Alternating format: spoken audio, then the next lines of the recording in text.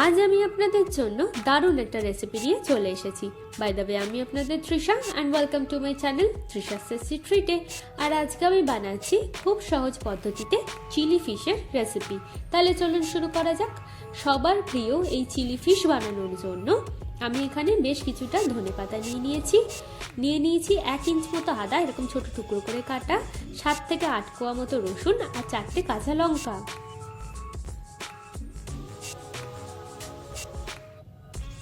এবার এই সব কিছুকে আমি খুব ভালো করে একটা পেস্ট বানিয়ে নেব। এবার এই পেস্টের মধ্যে আমি দেবো 1/2 চামচ মতো গোলমরিচের গুঁড়ো, স্বাদ মতো নুন, অল্প একটু চিনি, একটা ডিম দিয়ে দিচ্ছি আর দেবো 2 থেকে 3 চামচ মতো কর্নফ্লাওয়ার। এবার এই সব কিছুকে আমি খুব ভালো করে প্রথমে মিশিয়ে নেব।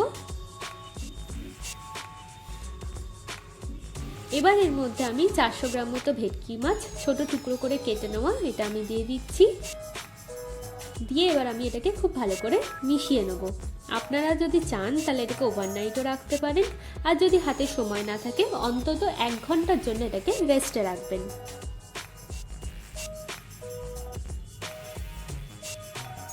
দেখুন এটা ভালো করে মেশানো হয়ে গেছে।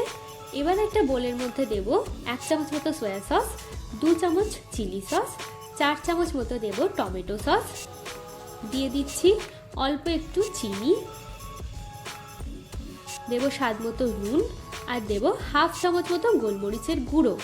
এবার এই সব কিছুকে আমি খুব ভালো করে মিশিয়ে নেব, আর মিশিয়ে নিলেই কিন্তু আমাদের সসটা একদম রেডি হয়ে যাবে। আচ্ছা, এখানে আমি বাটিতে অল্প একটু জল নিয়ে নিয়েছি আর এর মধ্যে 1 চামচ মতো কর্নফ্লাওয়ার দিয়ে এই জলটাকে আমি রেডি করে রাখবো। এটাকে আমরা রান্নার লাস্টে ব্যবহার করব। দেখুন আমাদের মাছটা কিন্তু 1 ঘন্টা রেস্টে ছিল। চলুন এবার চিলি ফিশটা বানানো যাক। তার জন্য প্যানের মধ্যে আমি বেশ কিছুটা সাদা তেল দিয়ে দিয়েছি আর তেলটাকে আমরা খুব ভালো করে গরম করে নেব। এবার এর মধ্যে আমি অল্প অল্প করে মাছ এইভাবে দিয়ে দেব, দিয়ে একদম মিডিয়াম আঁচে এই পিট ও পিট করে ভালো করে আমি মাছগুলোকে ভেজে নিচ্ছি।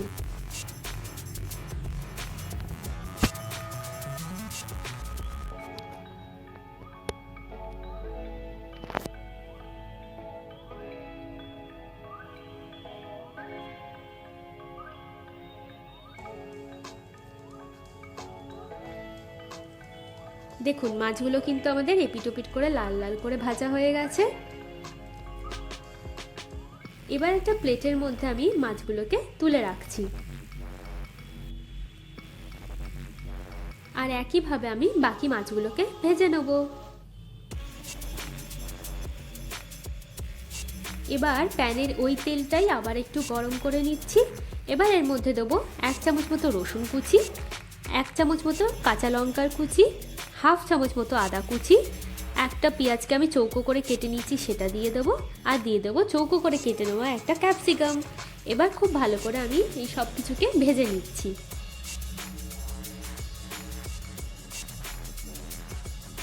দেখুন এগুলো কিন্তু ভালো করে ভাজা হয়ে গেছে।